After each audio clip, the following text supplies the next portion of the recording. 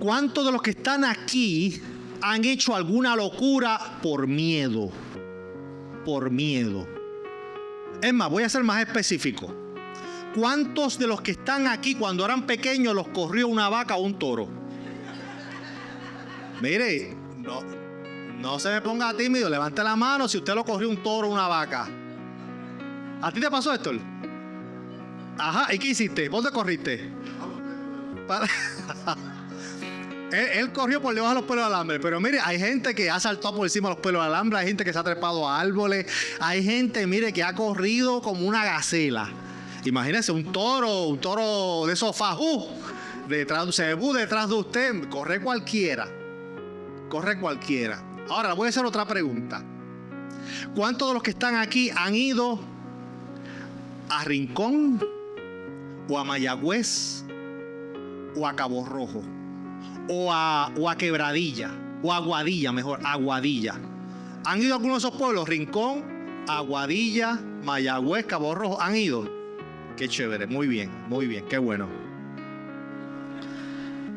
Pues mire, tú sabes lo que es que por tú tener miedo, del miedo, ir caminando a pie de aquí a Mayagüez, a pie.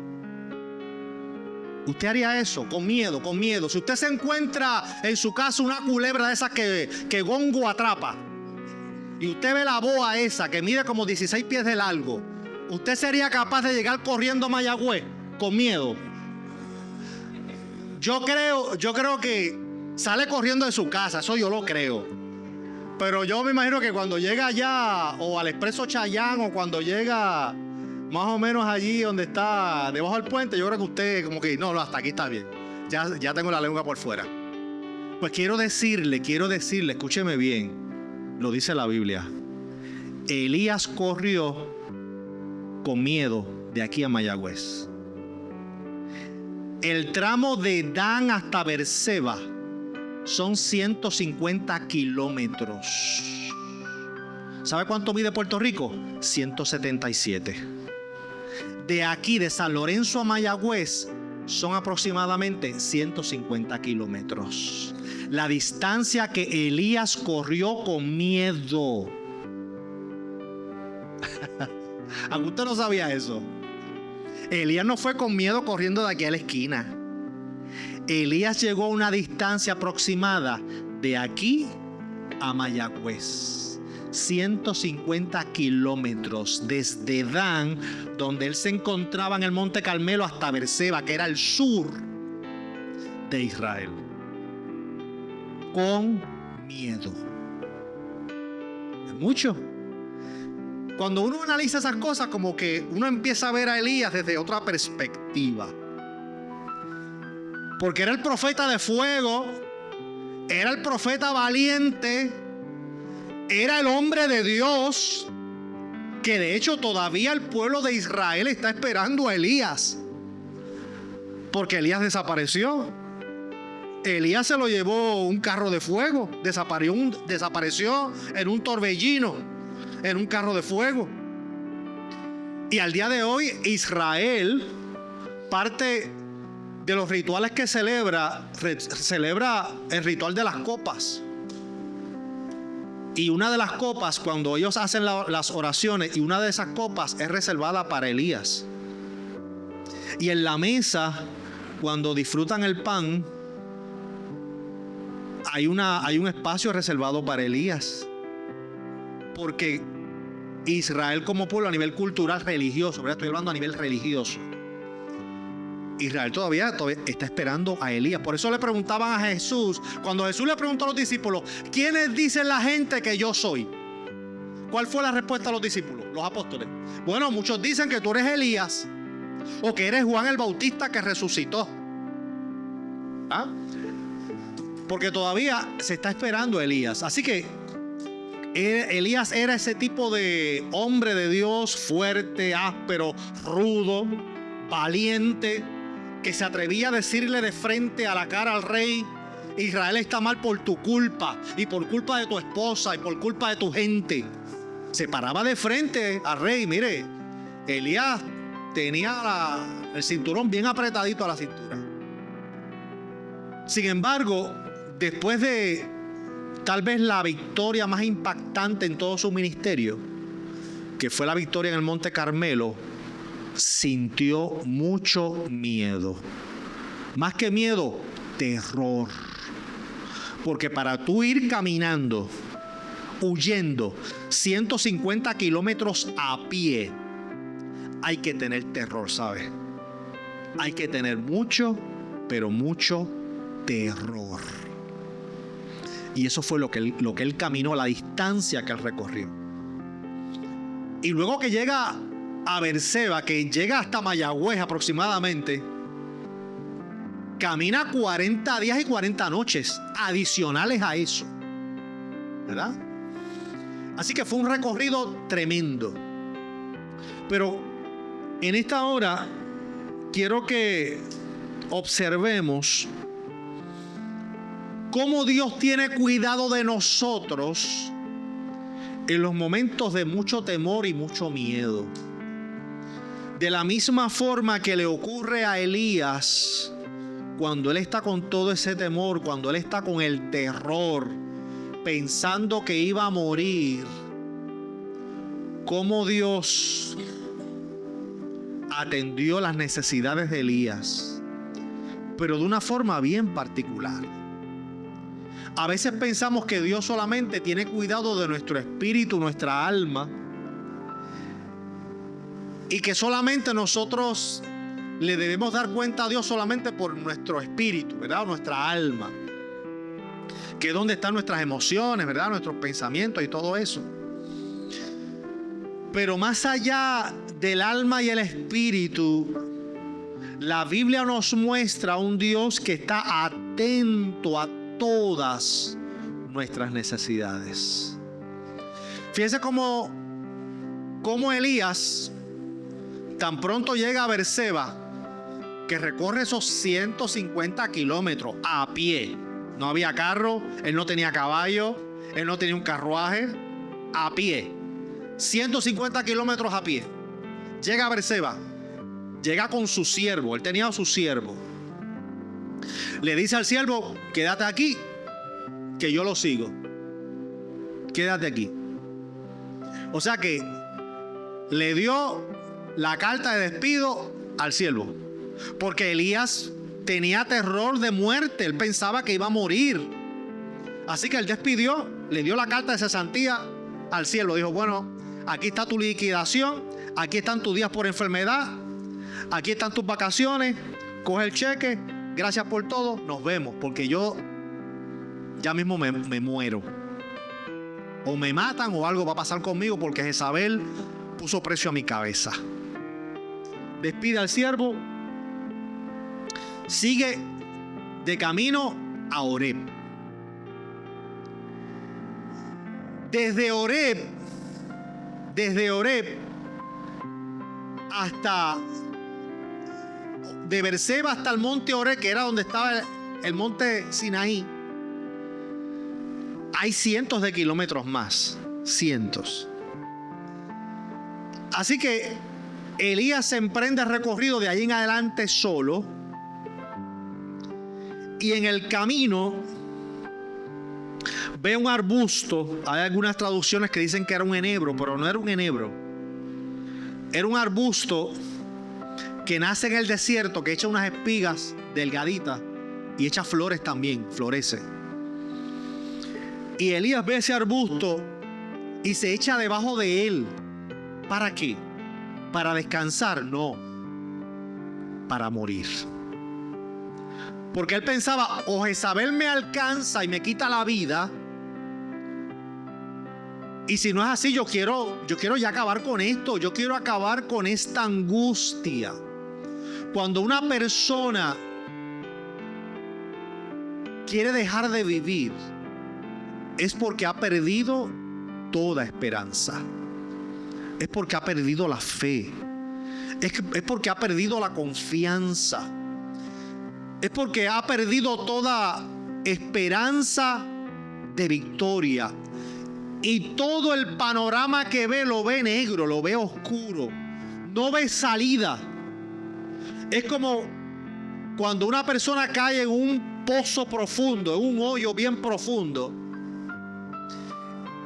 y cuando mira hacia arriba ve la abertura del pozo demasiado muy alta, y trata de escarbar y trata de escalar por las paredes del pozo, y dice: no puedo, esto está muy resbaloso y me estoy hundiendo en el fango, y si no hay nadie que me rescate, voy a morir aquí.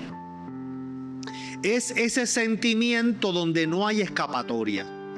Ese sentimiento donde estoy solo, estoy sola y nadie me va a sacar de aquí. Es el sentimiento de sentir que toqué fondo y nadie me va a rescatar. Así se sintió Elías. Así se sintió el profeta de fuego.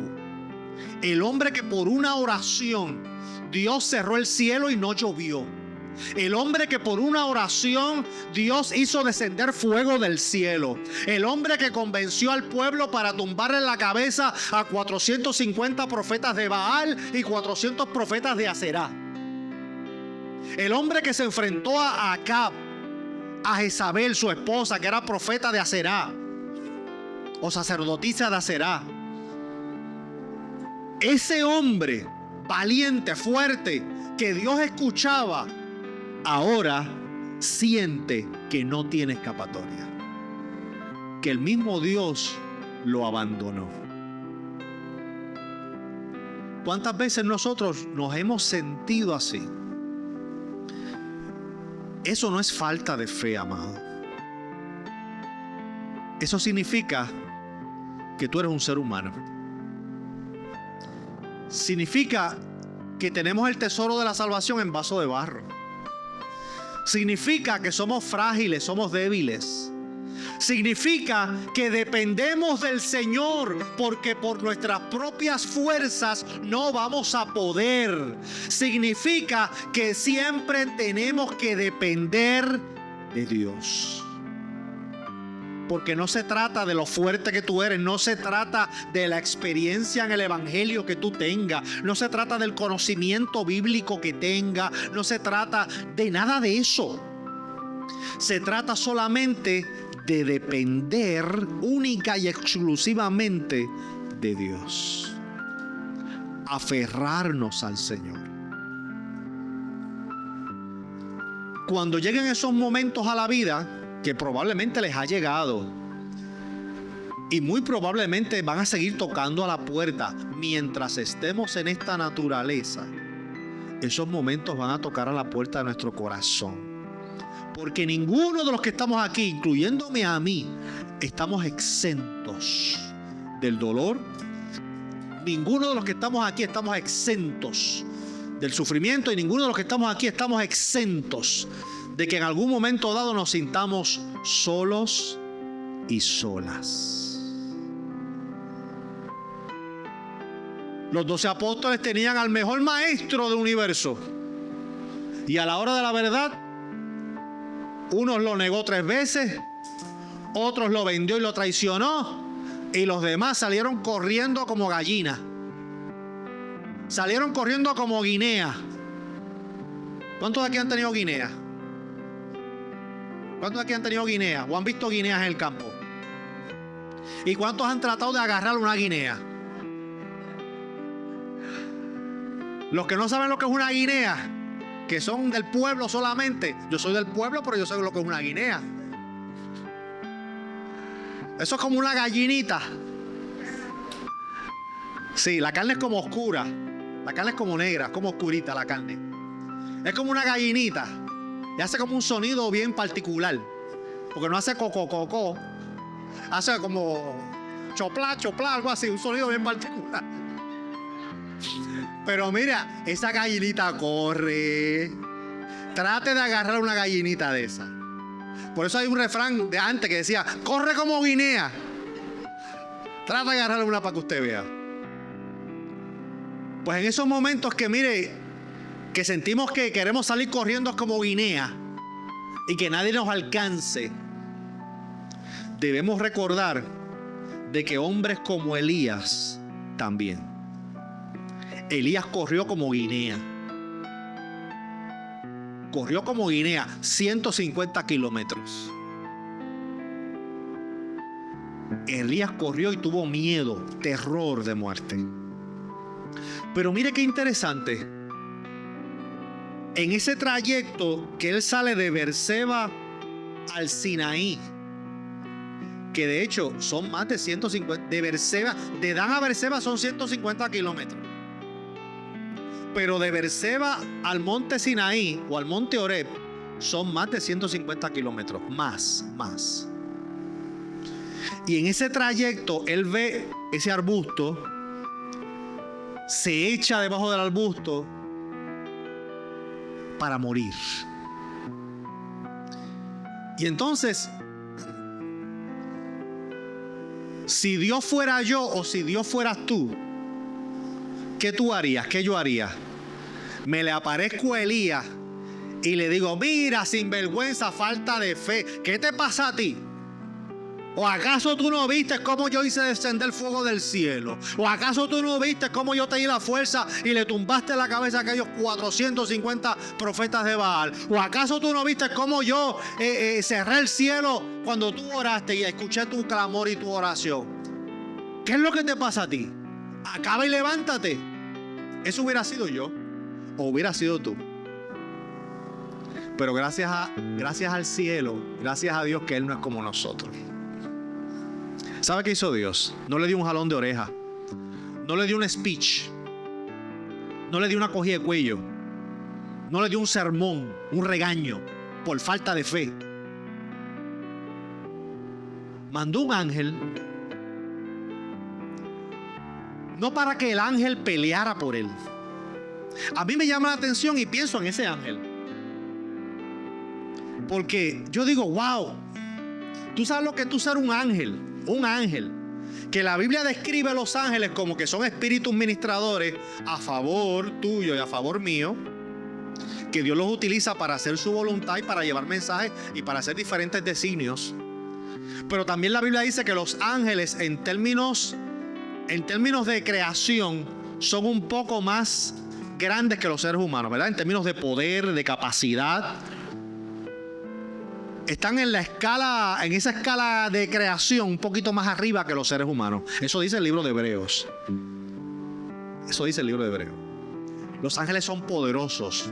Los ángeles son extraordinarios. Son los que Dios envía para diferentes misiones, para luchar a través de los tiempos, de las épocas, para librar batallas en el mundo espiritual. Han librado batallas a favor tuyo sin que tú te des cuenta. Ángeles han librado batallas a favor de naciones, a favor de pueblos.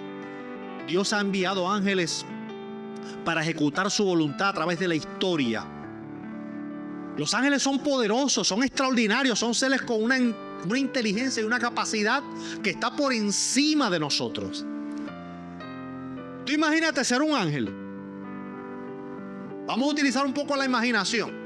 Imagínate que tú eres un ángel, listo, grande, poderoso, brillante, hermoso, poderoso, fuerte, listo para la batalla, listo para la guerra. Y que Dios te llama y te dice: mira, ángel fulano, ven acá, necesito que me vayas a atender un asunto con Elías.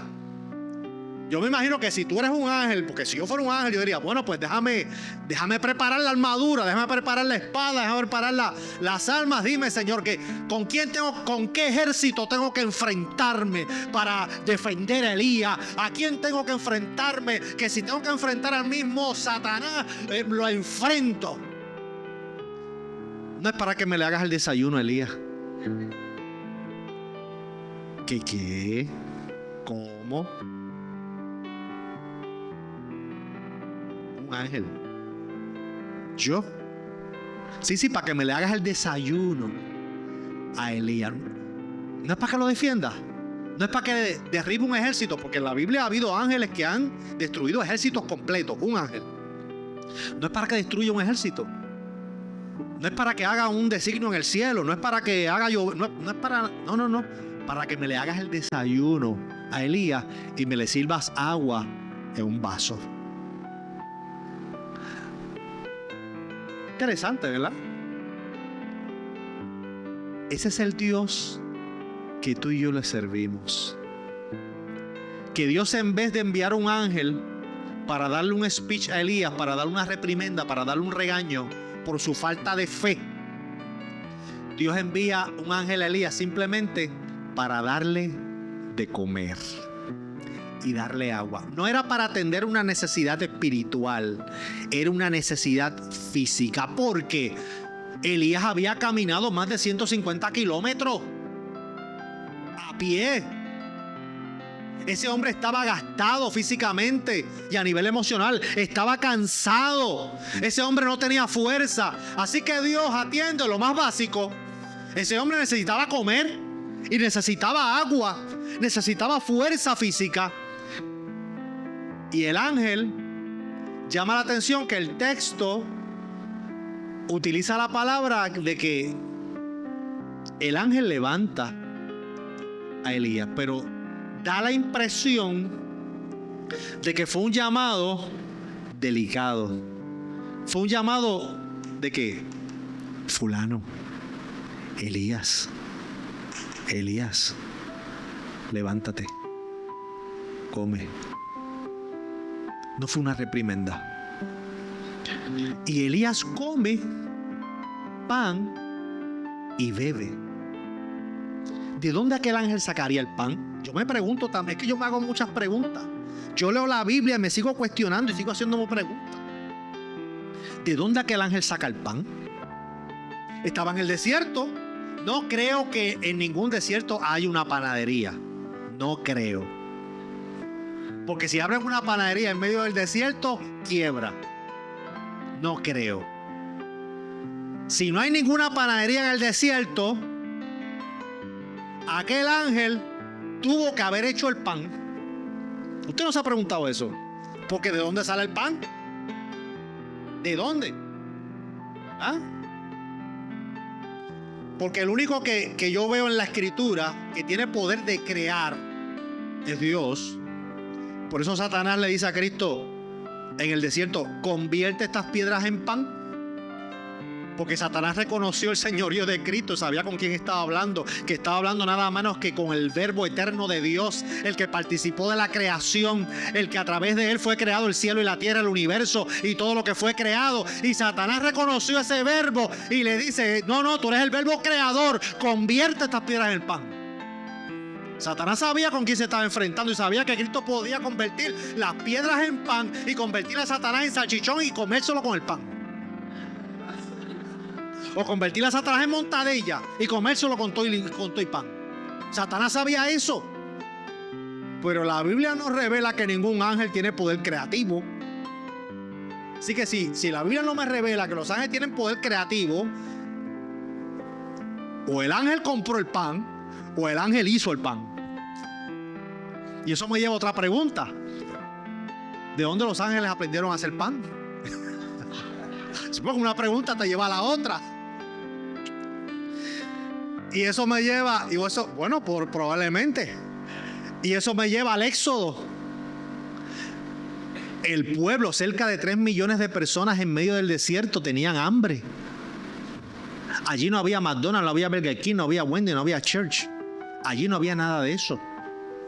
El pueblo tiene hambre y Dios le envía pan. ¿De dónde sale el pan? Era pan que descendía del cielo. Y Dios, que es tan sabio, imagínate que Dios manda un bollo de pan de 1 libra del cielo. Al que eso achoque abajo lo mata.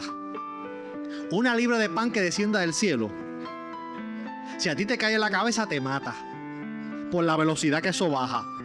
Y Dios es tan sabio que dijo: no, yo no le voy a mandar 1 libra de pan a esta gente, ni media libra, porque los va a matar. Yo lo voy a mandar en forma de hojuela, para que eso vaya, mira, cayendo como una hojita que el viento. Y el pan caía en forma de hojuela. Y caía flotando y caía. Y el desierto se llenaba de esa hojuela. Y cuando el pueblo iba, decía: ¿qué es esto? De ahí viene el nombre. Maná significa ¿qué es esto? Eso significa maná. Y el pueblo decía: ¿qué es esto? Ahí viene el nombre maná. Y se dieron cuenta que eso se lo podían comer así, como hojuela. Oye, esto sabe como a miel con aceite. Y eso tiene un sabor bien bueno. Pero se dieron cuenta que no solamente podían comérselo así, que podían majarlo, podían cocerlo, ese maná lo podían hacer de 20,000 formas. Podían comer maná en arepa, maná frito, maná hervido, maná al horno, maná en hamburger, maná en sándwiches. Podían comer maná de 20,000 formas. Y yo digo, pues entonces, si ese pan desciende del cielo y Dios lo envía en forma de hojuelas, pues debe ser que a lo mejor en el cielo hay una panadería. Y que hay ángeles que saben hacer pan. Elías se levanta esa primera vez. El ángel lo llama. Le dice, levántate. Elías se levanta. Lo que ve es pan puesto en la hoguera, sobre las brasas. Ve un jarro de agua o un vaso de agua, ¿verdad? Dependiendo de la traducción que usted lea. Ve un envase con agua. ¿De dónde el ángel sacó el vaso? ¿De dónde sacó el jarro? No sé. El asunto es que eso apareció allí, traído y confeccionado por un ángel. Ese es el nivel de detalle de Dios. Que si Dios tiene que utilizar un ángel solamente para enjugar tus lágrimas, Él lo va a enviar. Los ángeles no son solamente para librar batallas contra ejércitos. Los ángeles son espíritus ministradores, dice el libro de Hebreos, para ir a favor de los hijos de salvación. Y si Dios tiene que enviar un ángel para enjugar tus lágrimas, Él lo hace. Lo hace. Y los ángeles van a obedecer. Aunque son fuertes, son guerreros, son poderosos, pero obedecen siempre a Dios. ¿Qué lección? Cuando a veces el Señor nos pide algo, yo Señor, yo barré la iglesia, yo que tengo un doctorado en teología, en psiquiatría, en homeopatía, en criminología, yo que tengo 50 años de experiencia en el magisterio bíblico, yo hacer eso, que lo haga otro. No, yo no me quemé las pestañas para eso. Yo no tengo tantos años de experiencia en el evangelio para eso. No. Y si Dios le dice a un ángel que vaya de cocinero, el ángel va de cocinero. Si Dios le dice a un ángel que le prepara el desayuno a Elías, el ángel le prepara el desayuno a Elías. Que mucho tenemos que aprender de humildad. Que mucho tenemos que aprender de obediencia. Que mucho tenemos que aprender que aquí no se trata de que me sirvo yo ni le sirvo a nadie. Aquí le sirvo a Cristo. Aquí el Señor, el dueño de mi vida, es Cristo. Aquí el chief comandante es Cristo. Y nosotros nos limitamos solamente a obedecer a Cristo. Que sea lo que sea que Él nos pida, que nosotros tengamos la capacidad de abrir nuestra boca solamente para decirle: heme aquí, Señor, envíame a mí. ¿Qué me toca, Señor? ¿Barrer? Pues vamos a barrer. ¿Qué me toca? ¿Limpiar ventanas? Vamos a limpiar ventanas. ¿Qué me toca? Eso es lo que tú quieres, Señor. Heme aquí. Aquí estoy, Señor. Aquí estoy. No importa mi nivel académico, no importa la experiencia, no importa cuánto sé o cuánto no sé, no importa nada de eso. El título, la posición, no importa. Cristo le dio una gran lección a los apóstoles. Cuando dos de ellos, los hijos del trueno, pensaban que esto se trataba de posiciones, tú sabes, de que no, yo soy primero, yo soy segundo y tú y yo debemos estar a la cabeza con Cristo. Y convencieron a la madre de ellos, porque a veces las madres son bien alcahuetas, ¿sabes? Hay madres que son bien alcahuetas. Bueno, la Biblia nos da ejemplo de... Ahora mismo me acuerdo particularmente de dos madres bien alcahuetas en la Biblia. La madre de Jacob y la madre de Juan y Jacobo. ¿Qué hizo la madre de Jacob? Engañó a su esposo. ¿Verdad? Engañó a su esposo para que Jacob usurpara la primogenitura de Esaú y conspiró y le dio, fue la mente maquiavélica, y le dijo a Jacob: Jacob, hazme caso a lo que te voy a decir. Tú te vas a disfrazar de tu hermano. Te vas a disfrazar de tu hermano. Te vas a poner en los brazos pieles de oveja o de cabra, como su hermano de Jacob. Esaú era bien bello y era un hombre de campo que llegaba a la casa y lo que había era un olor a macho. Y como Jacob era más casero, Esaú era un hombre de campo, era un cazador, era un hombre que eso estaba todo el tiempo. Eso llegaba a la casa y se sentía cuando llegaba Esaú. Olía a macho, a sudor de macho. Jacob era más casero. Jacob era el que le ayudaba a su mamá a planchar, a lavar las ventanas, a cocinar, a hacer cositas, tú sabes. Es así. No todos los hombres somos iguales, ¿sabes? No todos los hombres somos iguales. Sí, porque hay mujeres madera, hay mujeres que piensan que todos los hombres somos iguales. No todos somos iguales, no. No todos sabemos bregar con cemento. No todos comemos varilla y piedra y cemento. No todos los hombres somos iguales. Pues Jacob era muy diferente a su hermano. Y su madre conspiró y dijo: pues mira, tú te vas a poner esto en los brazos y vas a ir afuera y vas a correr por 1 hora y vas a coger esa sudá. Y no te bañes. Entra con ese olorcito. Porque tu papá te va a tocar y se te va a pegar al cuello y va a hacer: a ver si hueles a tu hermano, que huele a sudor de campo, de monte. Y para asegurarme que cuando tu papá te huela a tu hermano, no te bañes.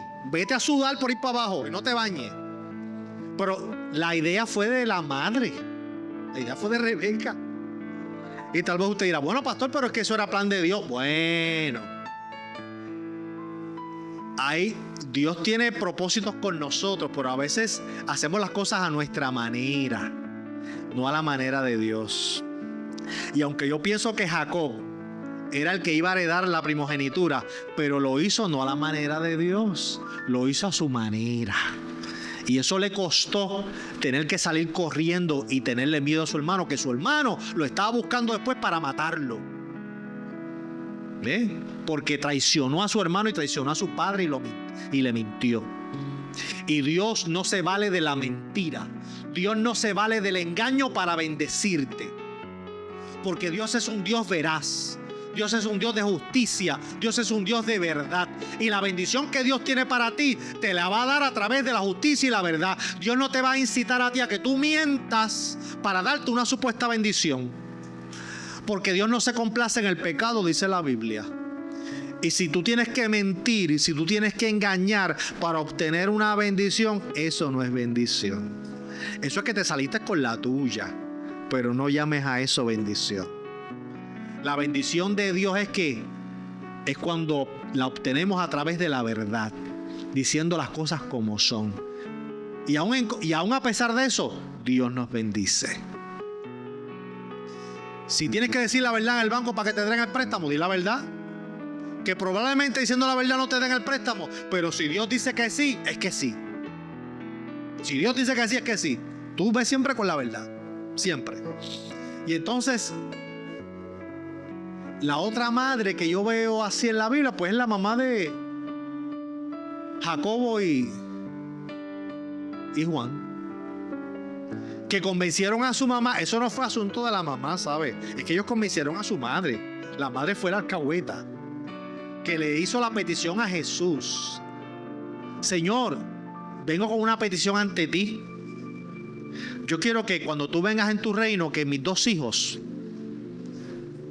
Jacobo y Juan, uno se sienta a tu derecha y otro a tu izquierda. Es decir, que dentro de los apóstoles, estos sean los de más alto rango. La petición vino de ellos porque la Biblia dice que los demás apóstoles se molestaron con ellos. No se molestaron con la mamá, se molestaron con ellos. Pues la Biblia me está diciendo implícitamente que esa idea fue de ellos y que la madre solamente fue utilizada, porque el coraje de los apóstoles fue contra Juan y Jacobo, no fue contra la madre. Por eso es que la Biblia, amado, hay que estudiarla y leerla. Hay cosas que están explícitas y cosas que están implícitas.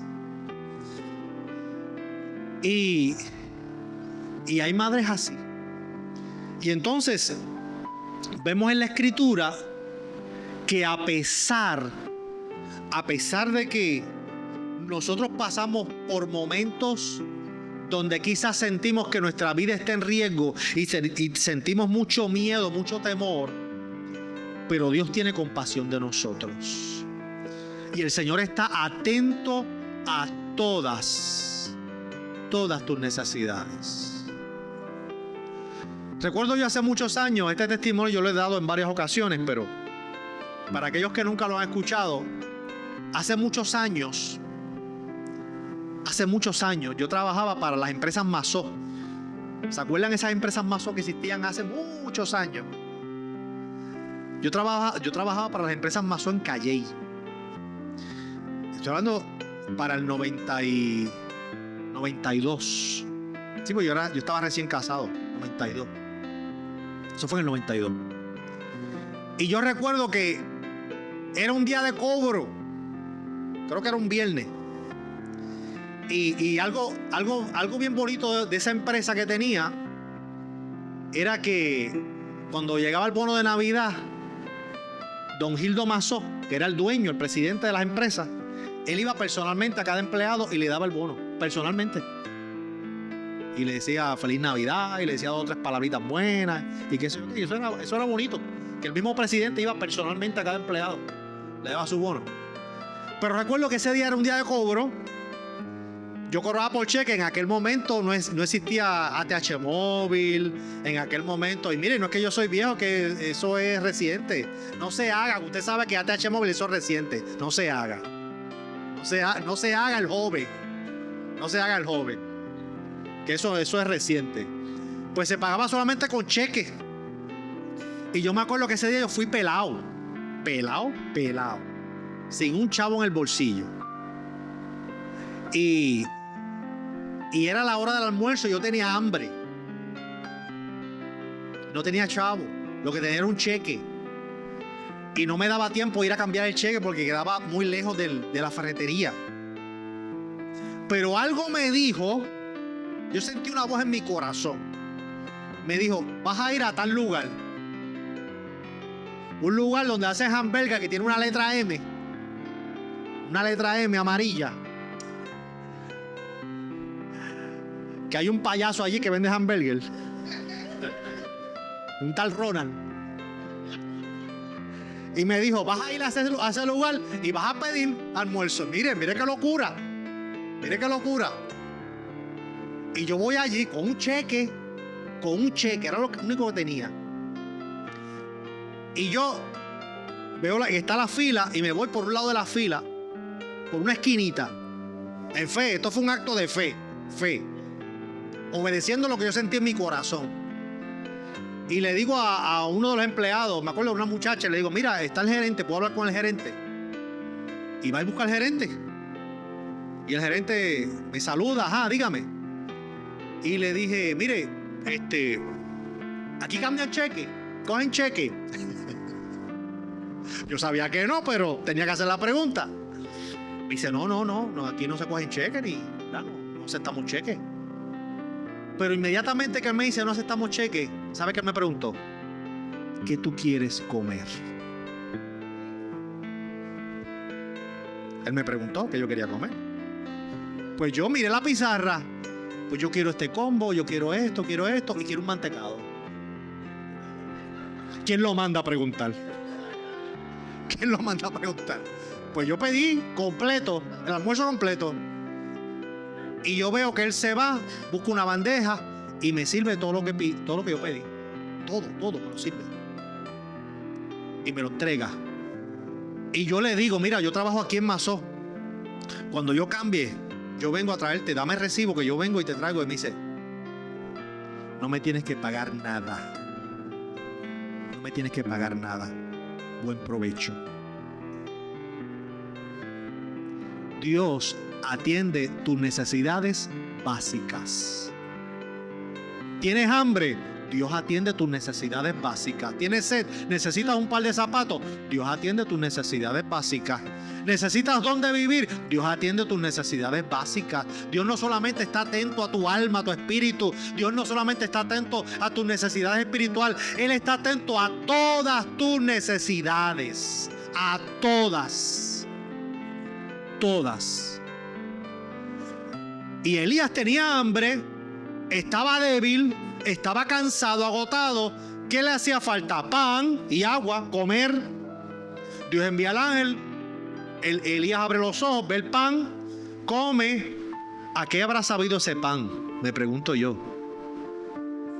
Tiene que tener un sabor, tiene que haber sabido exquisito. Si lo hizo el ángel o donde lo haya conseguido, tiene que saber especial, porque es que lo que Dios hace lo hace bueno. Lo que Dios hace lo hace bueno. Yo me imagino que el agua más pura que Elías bebió era de aquella jarra, de aquel vaso. La Biblia dice que Elías comió, bebió, y el texto no me dice que en ese momento Elías se arrodilló, levantó sus manos. Ay, gracias Dios, porque yo tenía tanta hambre. No. El texto dice que él comió y bebió y se acostó a dormir otra vez. Así de cansado estaba ese hombre. Así de cansado. Come, bebe y se acuesta a dormir de nuevo. Yo no sé cuánto tiempo pasó. Dios lo dejó dormir. Dios lo dejó descansar. Ese es el cuidado de Dios por nosotros. Hay momentos en que el Señor sabe que nosotros lo que necesitamos es descansar. Hay momentos que el acto, escúchame bien. Hay momentos que el acto más espiritual que tú puedas hacer en tu vida es coger una siesta. Hay momentos que el acto más espiritual que tú puedes hacer muchas veces es cogerte unos días de vacaciones y desconectarte, porque no todo es trabajo, no todo es la obra del Señor. Hay que trabajar en la obra del Señor, pero no todo es obra del Señor. El Señor, realizando uno de sus milagros más impactantes, que fue multiplicar los panes y los peces, alimentando a más de 5,000, que los apóstoles estaban a cargo de la distribución del pan y los peces, los panes y los peces, que luego que los apóstoles distribuyan a más de 5,000 personas, ¿sabe? Usted sabe lo que es repartirle pan y pescado a más de 5,000 personas. Y eran 12 nada más, 12 apóstoles. Repartir todo eso. Y después que repartieron todo eso, el Señor les dice, ok, ya todo el mundo comió, muchachos. Ahora van a ir uno por uno y van a recoger lo que sobró. Así que los apóstoles, después de haber comido, no tuvieron break de coger una siestecita. No. Era que coger la canasta de nuevo e ir uno por uno. Bueno, ¿qué no te comiste? Echa para aquí. ¿Qué dejaste? Medio bollito de pan, échalo aquí.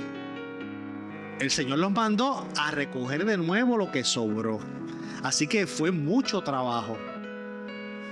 ¿Qué el Señor habrá hecho con esas canastas que sobraron, verdad? ¿Qué el Señor habrá hecho con esas canastas que sobraron? Conociendo el carácter del maestro, estoy seguro que ese alimento que sobró allí mismo lo repartió. ¿En qué momento? En el siguiente.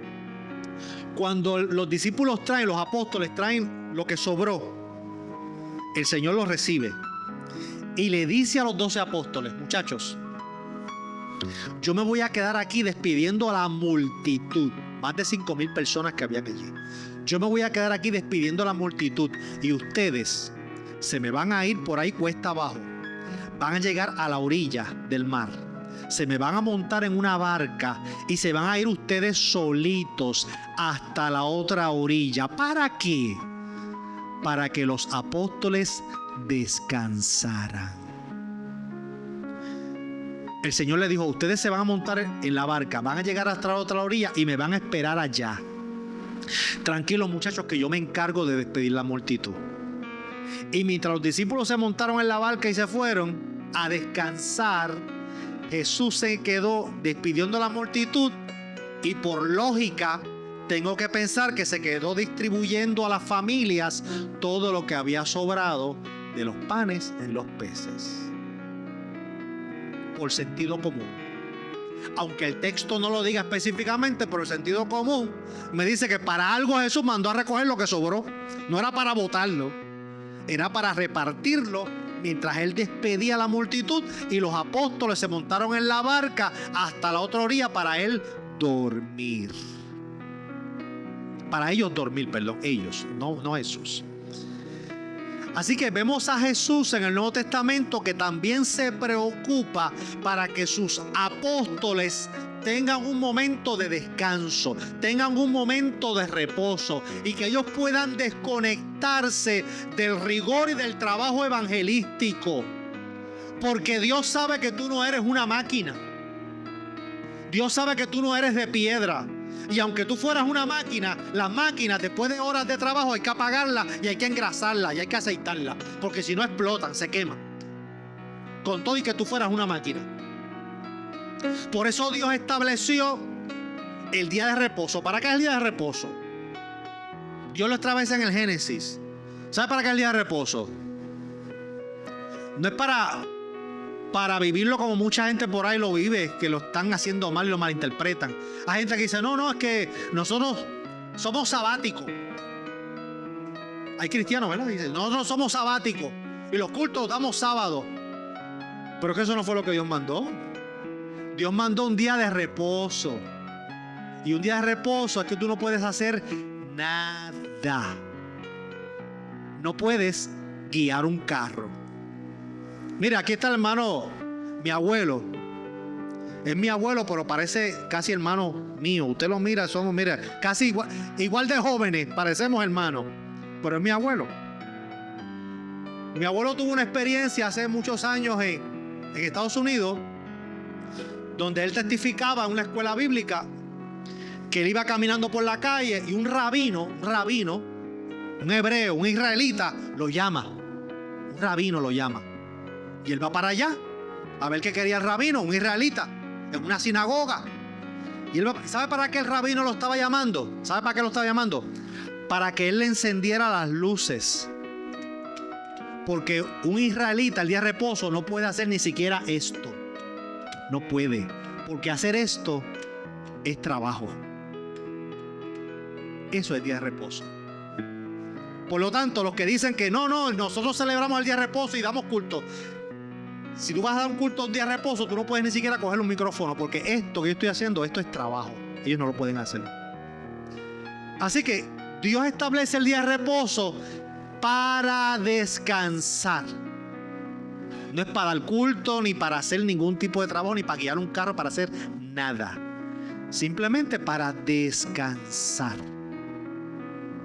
Y Dios desde el principio tuvo el cuidado de buscar la manera de que los seres humanos no se explotaran los unos a los otros, y que no se explotaran trabajando, agotándose, cansándose. ¿Por qué? Porque Él creó al ser humano conforme a su imagen y semejanza, y Él esperaba y espera que los seres humanos aprendamos a tener cuidado de nosotros.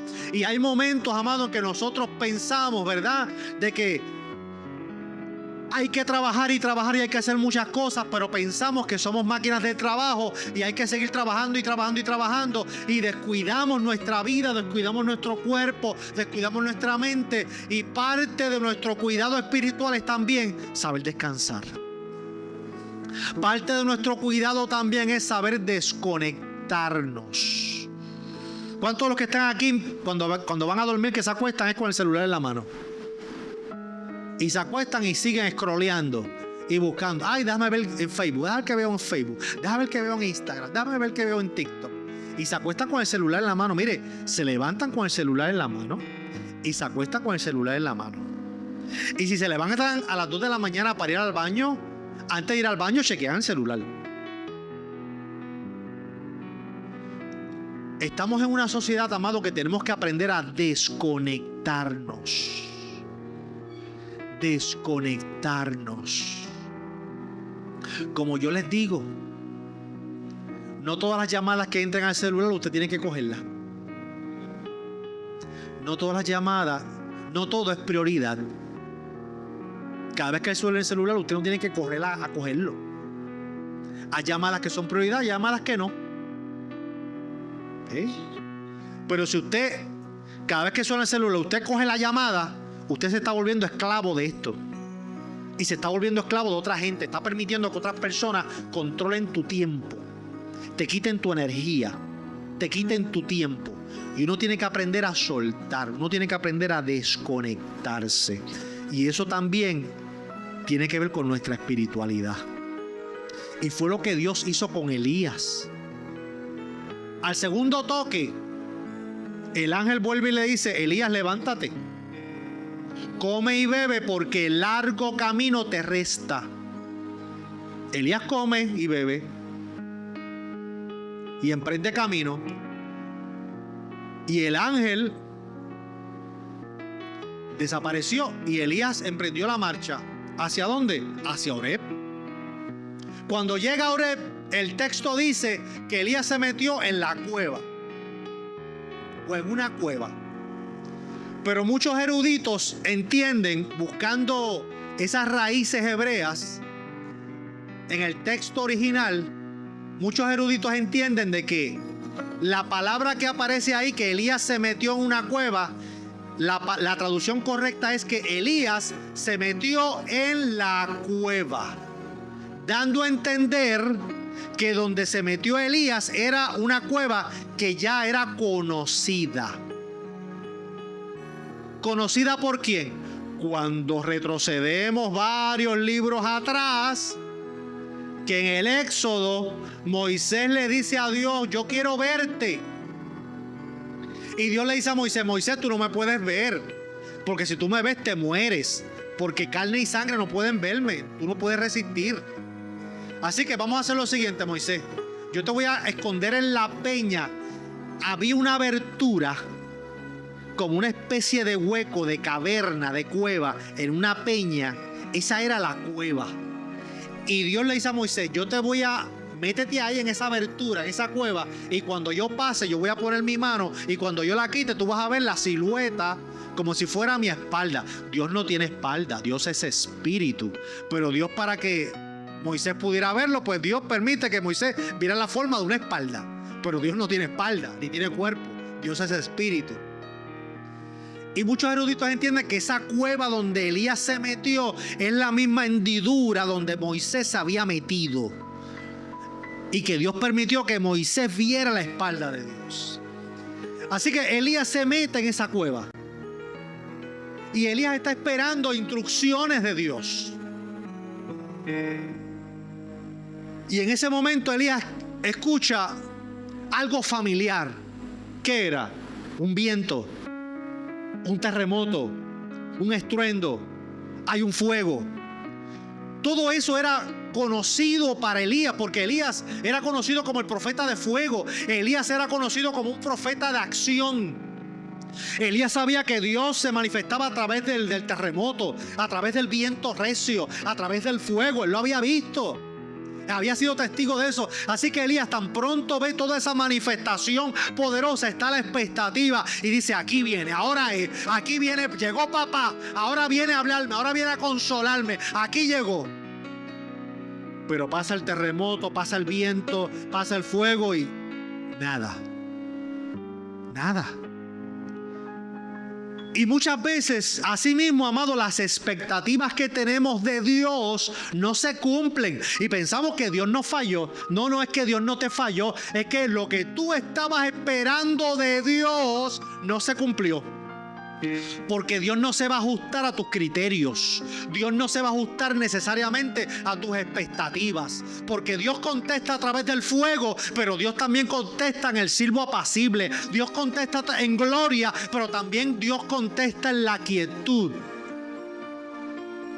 Dios contesta con el sí, pero también Dios contesta con el no. Pero ¿cuál es mi expectativa? Que Dios me diga que sí. Que me diga que sí. Que me aprobaron la casa. Que me pidieron matrimonio. Que me dieron el carro. Que me aceptaron en el trabajo. Esa es mi expectativa. Eso es lo que yo estoy esperando que Dios haga. Pero cuando me dicen, no, el préstamo no te lo aprobamos, qué rápido nos viene a la mente. Dios no me escuchó. Adiós, Señor, pero si yo te lo estoy pidiendo, tú no me escuchaste. Sí, Él te escuchó. Lo que pasa es que Él no cumplió tus expectativas. Lo que pasa es que Él no te contestó como tú querías que Él te contestara. Lo que pasa es que Él te bendijo no como tú esperabas que Él te bendijera. Y eso es lo que nos frustra. Que pensamos que Dios tiene que cumplir mi capricho. Dios tiene que contestarme como yo quiero que Él me conteste. Yo estoy esperando que me digan que sí. Si Él me dice que no, algo malo pasó. Y hay que saber, amado, diferenciar quién es Dios y qué es lo que yo estoy esperando de Él. Porque muchas veces eso no va a cuadrar. Yo voy a tener aquí una imagen de quién es Dios y lo que yo espero de Dios, pero eso nunca va a cuadrar exactamente con quién es Dios realmente. Dios es más grande de lo que tú te imaginas de Él. Dios es más poderoso de lo que tú crees. Dios es más omnisciente, más grande, más eterno de lo que tú crees. Porque nuestra capacidad humana no tiene la forma, la manera de entender a plenitud quién es Dios. Por eso, gracias al Señor que tenemos la Biblia, tenemos la palabra. Porque a través de la palabra podemos entender conforme a nuestra capacidad. Puedo entender un poco el carácter de Dios, quién es Dios, cómo Él opera, cómo Él hace, quién es Él, a través de la Biblia. Por eso nos deja la Escritura, para yo tener un panorama que pueda entenderlo con mi capacidad. Porque con mi propia fuerza y con los recursos que tengo, jamás, amado, vamos a poder entender a Dios en toda su plenitud. En toda su plenitud. Y entonces las expectativas de Elías no se cumplieron hasta que vino un silbo apacible. ¿Sabe cuál es la palabra ahí más acertada? En silbo apacible, en ese evento, susurro. ¿Qué es un susurro? ¿Qué es un susurro? Mira, yo quiero que tú sepas. Eso es un susurro.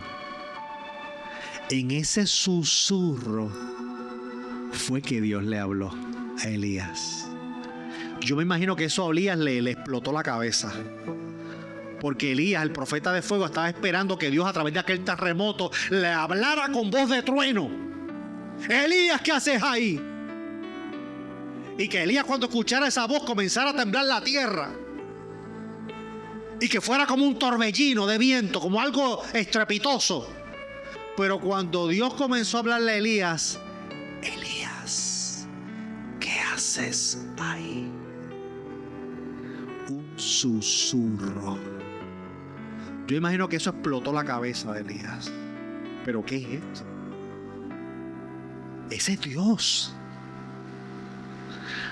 Ahora Dios le estaba hablando y se estaba manifestando a Elías de una forma diferente. El mismo Dios que tuvo la delicadeza de prepararle el desayuno, de prepararle pan y agua, nada más y nada menos que por un chef del cielo. En 2 ocasiones le dio pan y agua por un chef enviado del cielo. Y tuvo la delicadeza de solamente alimentarlo y dejarlo dormir. Es el mismo Dios que tiene la delicadeza ahora de hablarle a través de un susurro. Ese es el Dios que tú y yo le servimos. Un Dios que no está encerrado en una cajita. No es que Dios opera siempre así. ¿Quién te dijo? Que Dios opera siempre así. ¿Quién dijo? Si Dios opera siempre así, lo estamos limitando. Estamos limitando a Dios. No es que Dios no opera siempre así. Dios opera como Él quiere. La Biblia me habla de un Dios soberano. Él hace lo que le da la gana, cuando le da la gana y como le da la gana. Él hace lo que quiere, como lo quiere y cuando lo quiere. Él es soberano. Él opera conforme a su voluntad, no a la mía, no a la tuya. Hay momentos que Él te va a decir que sí, hay momentos que te va a decir que no, hay momentos que te va a decir no es el momento, espera. Ay, Señor, pero es que yo tengo prisa, yo necesito esto para ahora. Señor, esto es para ayer, Y dice, no, es para ayer para ti, pero para mí no. Si yo te doy eso ahora, te pierdes. Si yo te doy eso ahora, vas al infierno. Si yo te doy eso ahora, te enfrías. Si yo te doy eso ahora, va a ser de maldición para tu vida. Así que ahora no es el momento, es en mi tiempo, es en mi momento. No es en tu crono, es en el kairos de Dios. Es en el momento preciso de Dios. Así que Elías caminó 40 días y 40 noches para que Dios le hablara a través de un susurro. En la Biblia, los números tienen símbolos. Muchas veces cuando leemos en la Biblia el número 40 no es el número 40 literal. Ahí hay encerrado un símbolo. 40 años vivió Moisés en Egipto y 40 años estuvo en el desierto para que Dios lo llamara. 40 años estuvo el pueblo de Israel en el desierto dando vueltas. 40 días y 40 noches estuvo el arca de Noé flotando sobre el agua. 40 años reinó David. El número 40 días estuvo Jesucristo en el desierto. El número 40 en la Biblia, al igual que otros números, no son números literales, son símbolos. Símbolos. Así que muchas veces cuando leemos que Elías caminó 40 días, no fueron 40 días literales. Ese número representa algo. De la misma forma que el 7 tiene un símbolo en la Biblia. Cuando la Biblia dice 7 veces, ¿cuántas veces perdonaré, Señor? 70 veces 7. Ahí hay un símbolo, ahí hay un mensaje. El número 40 representa el nuevo comienzo, reinventar, un proceso de reinicio. Algo comienza, algo termina. Algo termina, algo comienza. Eso simboliza el 40. Cuando dice la Biblia que Elías caminó 40 días y 40 noches de camino a Horeb, está diciendo que Elías, ese trayecto para Elías fue un proceso de renovarse. Elías estaba dejando atrás una etapa de su ministerio para comenzar otra etapa de su ministerio. Elías estaba ahora dejando de ver al Dios que desciende del cielo y preparándose para ahora, para el Dios de los susurros, para el Dios que tiene detalles, para el Dios que está atento a toda su vida, el Dios que rompe los esquemas. Y luego que Dios se le revela a Elías, que le da la fuerza, porque en la mente de Elías lo que había era derrota. Cuando tú ves la queja de Elías con Dios: Señor, han matado a todos los profetas. Cuando Dios se le muestra a Elías a través del susurro, Elías sacó un listado de quejas más largo que el listado de Santa Claus, de los regalos. Señor, mira, han matado a los profetas, han tumbado tus altares, solamente yo estoy vivo. Señor, yo estoy vivo porque yo me fui corriendo como una guinea, porque a mí me iban a matar. Y solamente yo he quedado, Señor. Y yo le dije: no, muchacho, tú estás bien equivocado. Tú estás bien equivocado. Eso tú crees que tú eres el único que has quedado. Pero yo me he reservado 7,000 como tú, que no han doblado sus rodillas los Baales. Y yo me los he reservado y están ahí como tú. Eso es lo que tú crees. Lo que pasa es que tú tienes la mente nublada. Eso nos pasa a nosotros. Señor, yo estoy solo. Señor, nadie me ayuda. Señor, nadie trabaja conmigo. Señor, no me dan la mano. Señor, estoy solo. Señor, estoy sola. Señor, esto. Se nos nubla la mente. Pero el Señor nos está diciendo: no, tú no estás solo. Tú no estás sola. De la misma forma que tú quieres ser fiel, hay gente que también quiere ser fiel. De la misma forma que hay gente que quiere trabajar de forma excelente como tú, hay otros que quieren trabajar de la misma forma que tú, excelente para Cristo. De la misma forma que hay gente que no ha doblado sus rodillas a los Baales y que quiere mantenerse fiel, hay otros también que se han mantenido fiel igual que tú. No estás solo, no estás sola. Y Dios le quita la venda a Elías y le da una encomienda. Y le dice: vas a ungir un rey por allá y vas a ungir un rey en Israel. Y como tú le diste carta de layoff a tu sirviente y lo despediste, ahora vas a llamar a otro. Vas a llamar a Eliseo. A Eliseo. Porque ese va a ser tu siervo, va a ser tu sirviente. Y en ese proceso, Dios le muestra a Elías, aunque el texto no lo revela tal y cual, pero en ese proceso Dios tuvo que haberle revelado a Elías lo que Dios iba a hacer con él. Porque cuando Eliseo más adelante le van diciendo: mira que el Señor se va a llevar a Dios se va a llevar a tu señor Elías. Y Eliseo le dice: cállate, que yo lo sé. Elías lo sabía también. En los procesos, amados, donde muchas veces nos llenamos de miedo, de temor, de terror, sea por lo que sea que estemos pasando, Dios nos dice: confía. Yo te sostengo. Yo te sostengo y te sostengo con la diestra de mi justicia. Y atiende tus necesidades físicas, espirituales. Pero tenemos que aprender a descansar, aprender a desconectarnos, a decirle: Señor, mis fuerzas llegaron hasta aquí. Hasta aquí yo llego, Señor. De aquí en adelante yo con mis propias fuerzas no puedo. Dependo de ti. Y es en el momento que Dios se hace cargo. Porque si tú vas guiando, si tú vas al volante de tu vida y Dios te dice, el Espíritu Santo te dice: déjame tomar el volante de tu vida. No, que yo sé. Y el Espíritu Santo: déjame tomar el volante de tu vida. No, Señor, yo sé. Ya yo he pasado por esto. Ya yo he vivido esto. Ya esto me pasó hace muchos años. Y mira, cuando me pasó eso, yo hice esto. Yo dije esto. Y el Espíritu Santo: dame el volante, que yo te quiero llevar por otro camino. Dame el volante, que yo te quiero llevar por otra dirección.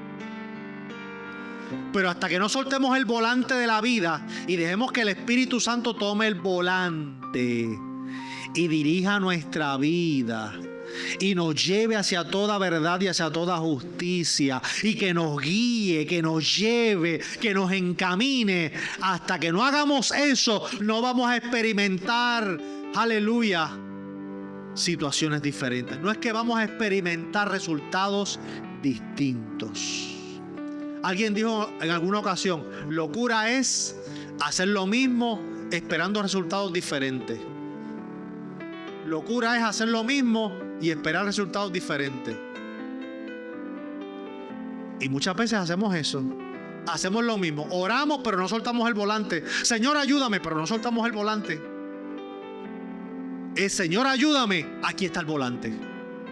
Señor, necesito de ti. Suelto el volante.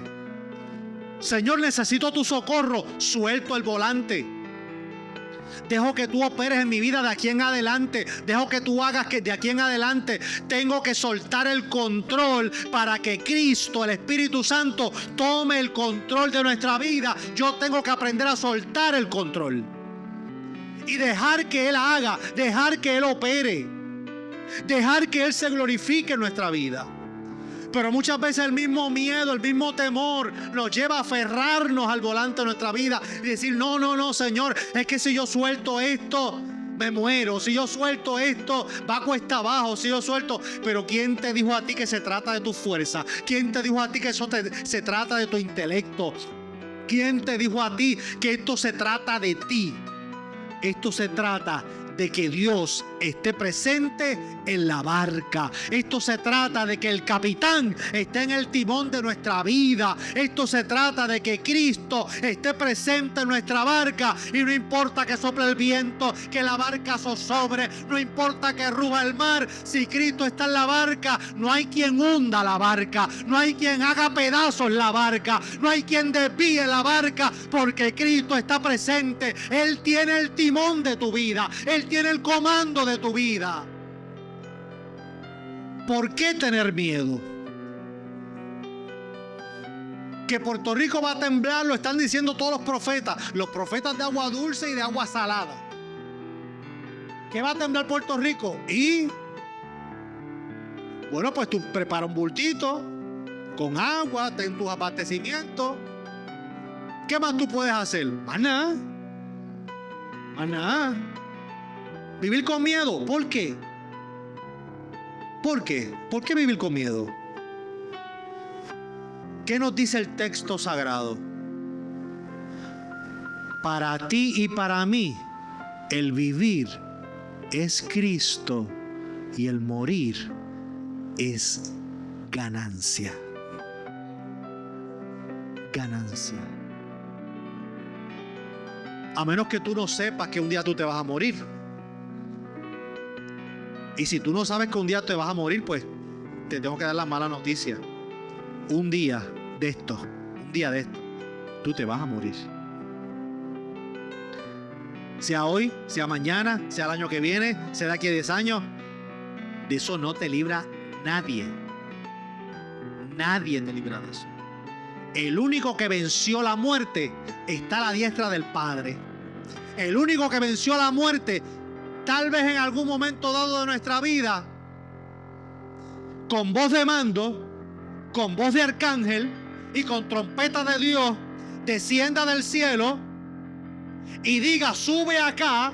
Y los muertos en Cristo resucitan primero. Y si tú y yo estamos vivos para ese momento, seremos transformados en un abrir y cerrar de ojos, para estar con el Señor por toda la eternidad. Eso es lo único que te puede librar de pasar por el valle de sombra y de muerte. Lo único que te puede librar de eso. Pero si eso no sucede de aquí a los próximos 50 años, la mayoría de los que estamos aquí, todos vamos a pasar por el valle de sombras de muerte. Así que, ¿cuál es el miedo? Que miedo tenga aquel que no le sirve al Señor. Jeremías dice en el libro de Lamentaciones: ¿de qué se lamenta el hombre viviente? Laméntese el hombre en su pecado. Que tenga miedo el hombre en su pecado. Tú y yo no tenemos que vivir con miedo. Si tiembla la tierra, pues estamos en las manos de Dios. Vivirá el que Dios quiera que viva, y el que no, pues se irá con el Señor. Ya. ¿Qué tú tienes que procurar? Que tu vida esté aferrada a Cristo, que el Espíritu Santo habita en ti. Tú estar bien con el Señor. Tú haces tu preparativo, tener tu bultito, tener tu plan de emergencia y ya. Fuera de eso tú no puedes hacer nada más. Encomendarte al Señor. Dios sabe todas las cosas. Si va a ocurrir o no va a ocurrir, Dios lo sabe. Si ocurre, Dios sabe. Y si no ocurre, Dios sabe. Pase lo que pase, amado, tu vida le pertenece a Cristo. Pase lo que pase, tu vida es del Señor. Por lo tanto, el miedo lo echamos fuera en el nombre de Jesús. El miedo lo reprendemos. ¿Cuál es el antídoto? ¿Cuál es el antídoto para el temor? La Biblia lo dice: el amor. Tómate una cápsula de amor celestial para que tú veas que se te va el miedo. Tómate una cápsula de amor celestial. Abre la Biblia. Abre la Biblia. Saca de ahí una cápsula de amor ágape, del amor del cielo. Señor, lléname de tu amor. Y ya ahí se te va el miedo. El amor, dice Juan, el amor echa fuera el temor. Llénate del amor del Señor. Y sabes que cuando tú te llenas del amor del Señor, tú sientes que Dios te ama. Y con ese mismo amor que Dios te ama, amas a los demás. y comienzas a estar preocupado por los demás, por las necesidades de los demás, y sientes que cuando a Henry le falta el par de zapatos, es como si me faltara a mí, y yo no puedo estar tranquilo sabiendo que a él le falta un par de zapatos y yo tengo. Eso no me va a dejar tranquilo. El amor del Padre no me deja tranquilo, porque el amor me lleva a sentir que yo tengo la misma necesidad de Henry, y yo lo voy a ayudar, y voy a ayudar a David, y voy a ayudar a Tito, y voy a ayudar a mis hermanos, a mis hermanas. Los voy a ayudar porque el amor de Cristo me lleva a eso. Nadie me tiene que obligar, nadie me tiene que persuadir. El amor de Dios me arrastra, me lleva a eso. A estar pendiente a mis hermanos, a ayudar a mis hermanos, a orar por ellos, a ayudarlos en sus necesidades, a meter la mano en el bolsillo de vez en cuando y soltar un Washington, soltar un Hamilton, soltar un Jackson. Bueno, suéltalo conmigo, un Jackson, un Hamilton, de eso. Washington, Walter. Pero eso nos lleva al amor de Cristo. Eso nos lleva al amor de Dios. El amor de Dios echa fuera el temor. Padre, en esta hora